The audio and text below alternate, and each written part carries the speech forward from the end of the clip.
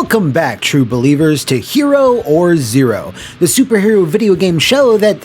What am I doing? This is a Todd McFarlane episode, for Christ's sakes. We gotta do it justice. Betrayal. It cuts the deepest when the betrayer is someone close, someone you've trusted. The guy you thought was your buddy, in whose hands you would have placed your life. Fucking chill, Todd! Anyway, last time we took a look at the back-cracking and cow-smashing Incredible Hulk Ultimate Destruction, which has been lauded as one of the best superhero games of its era. So why don't we take a look at something that's on the opposite end of the spectrum. 1997's Spawn the Eternal on the PlayStation has similarly been lauded as one of the worst superhero games of its era. Not wasting any time here, my energy levels are already pretty low. Let's dive into Al Simmons' first foray into a realm more horrific than hell itself, the third dimension, here on Hero or Zero. Developed by Sony Computer Entertainment America, whom I think turned into 989 Studios at some point. It honestly gets really confusing, and even then I'm not 100% sure. Just know that there was a small, desperate team within Sony's North American offices that were handed this license, not a lot of time, and told, get this done, we don't care. Which is a shame, as Spawn was reaching his zenith as a mainstream character before his very sudden and very steep fall. His movie had come out the same year as this game, although it did lag behind the film by a good 3 months, landing in December. And as we all know, Spawn's motion picture debut wasn't exactly...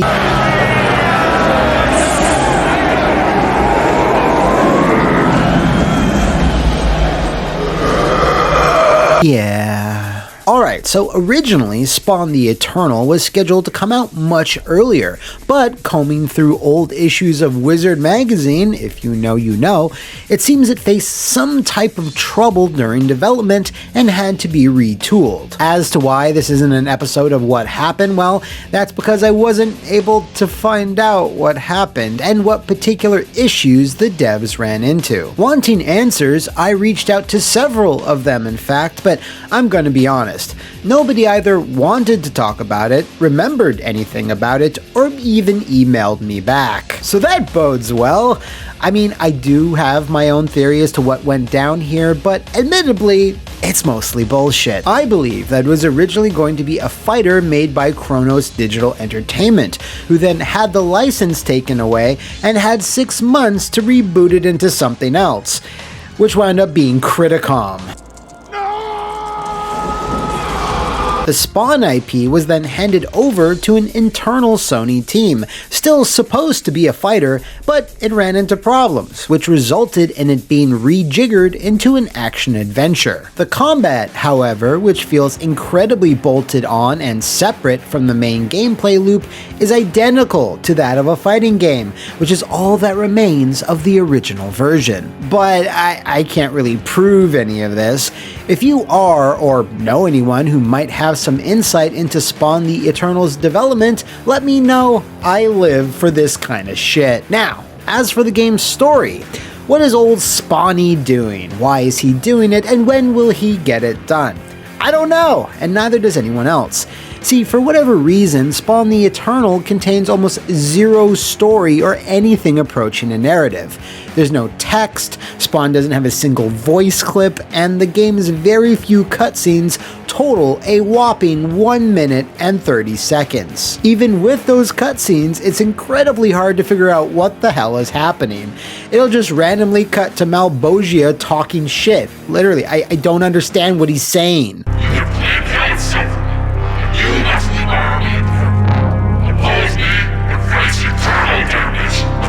He cuts these short promos while watching gameplay clips of the game. It's baffling stuff, and a massive red flag as to just how rushed this game really was. If you don't actually believe me that there's zero story, well, guess what? You're half right. While the game itself lacks it, the manual does not.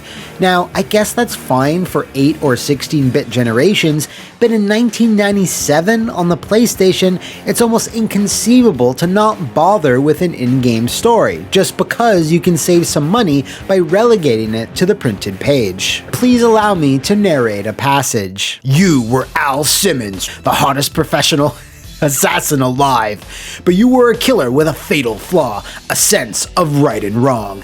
You started asking questions and nosing around, so a spiteful associate decided to spare you the pangs of conscience by torching you to death. A dead man's soul can still plead for mercy, and brother, you begged. Unfortunately, the one who answered your prayer was beyond mercy. You struck a deal with Malbogia, trademark, ruler of the 8th sphere of hell. He allowed you return to the living for a last glimpse of Wanda, your beloved wife. But read the small print, Al. The e-ticket for your resurrection cost a bundle. You've been drafted into the devil's own army. Malbogia, trademark, knows you feel betrayed and enraged by your death at the hands of Ursat's allies. He needs your fury and barbaric skills to lead Hell's army into the final battle of Armageddon. You're the devil's own trainee, Al, the ultimate hope for all that is evil. Your schooling begins.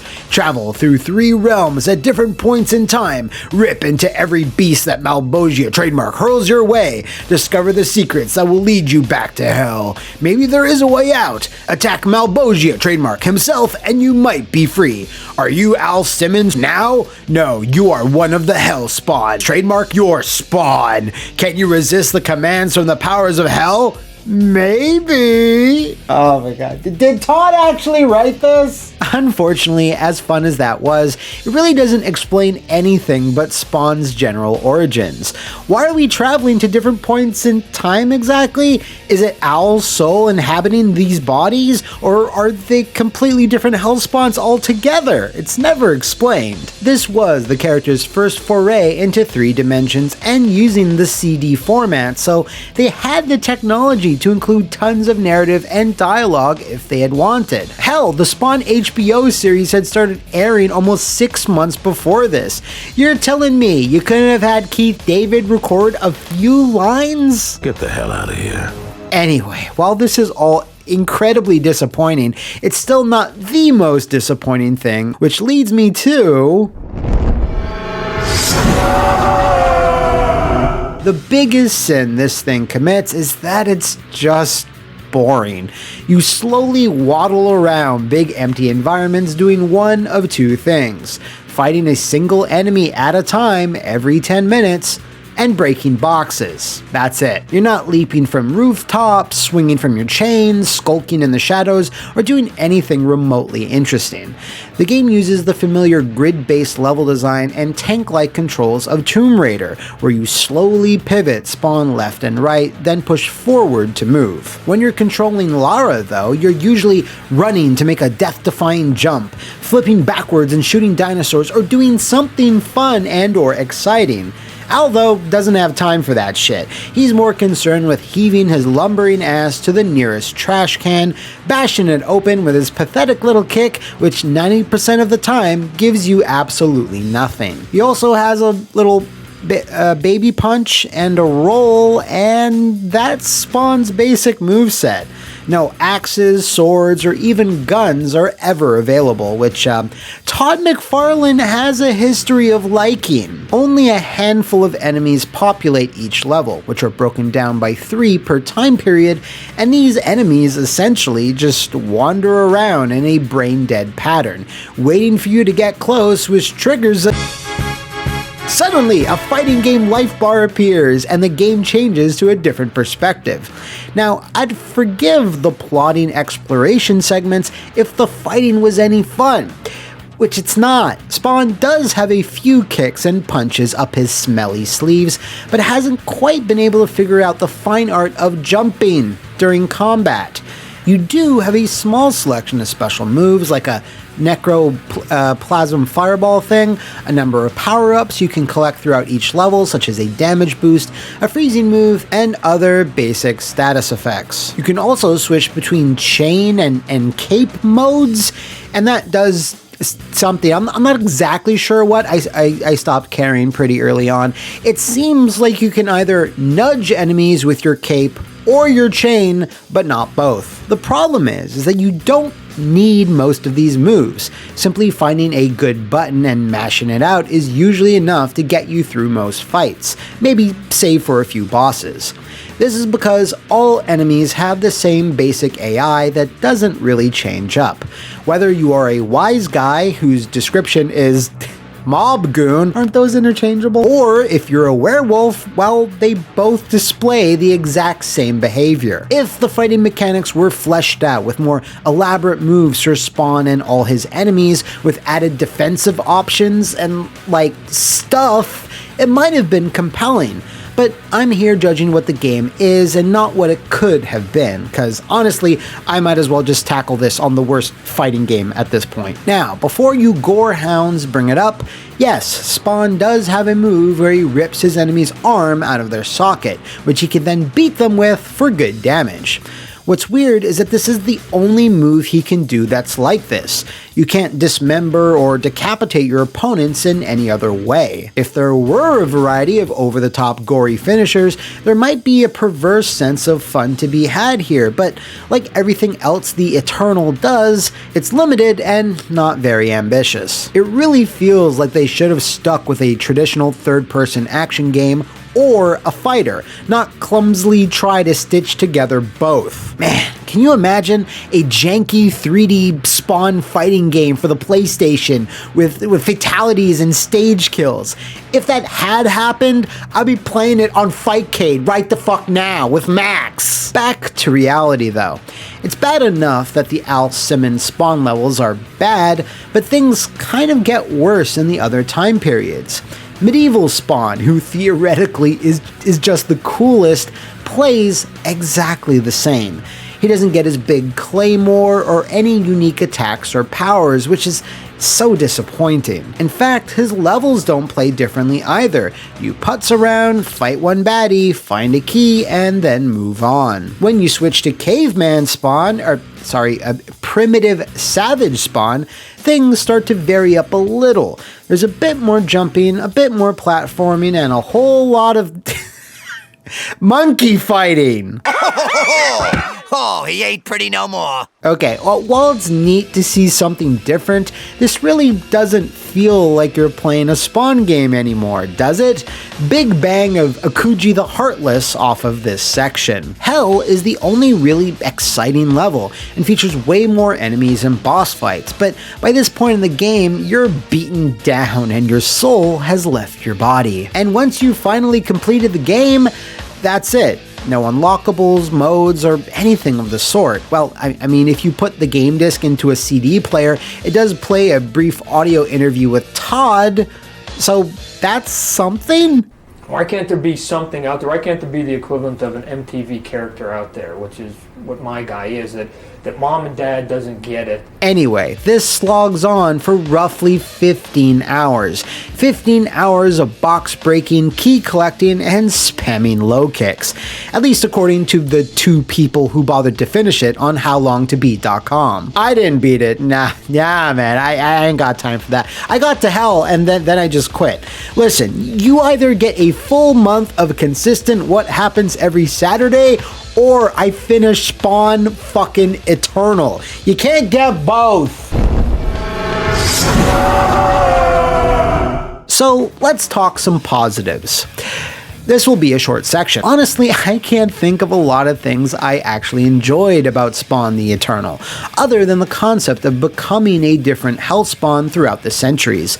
It's a pretty cool idea, but the game takes zero advantage of it, as all it really does is change some textures.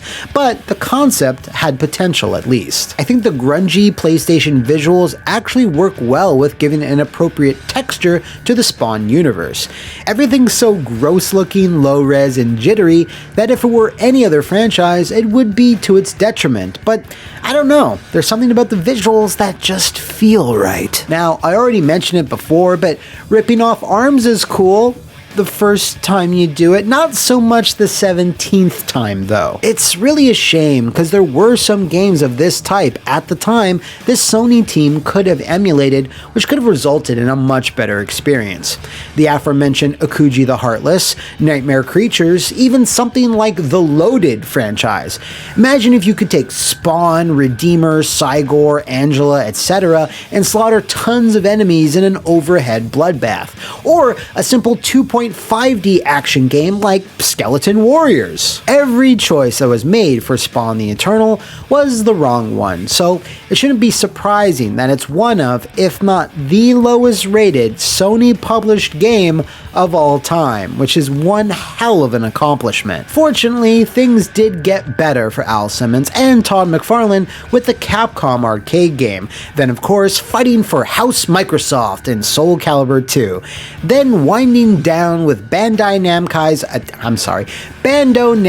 attempt at character action with 2003's Spawn Armageddon, which remains his best foray into video games, something even the nerd agrees with. Spawn the Eternal might have tried and failed to be Tomb Raider and Mortal Kombat, but this game succeeds in imitating Devil May Cry. So yeah, there you have it. Spawn the Eternal. Easily the roughest chapter our hellbound hero has ever faced, and one that more than lives up to its wretched reputation. I think an early 3D PlayStation title based on McFarlane's creation was a good idea in theory, just not this one. But at least it did crawl out of development hell, unlike the current live-action film, which keeps getting sucked back into the bowels of non-existence. So, in summary, I confidently award Spawn the Eternal a 0.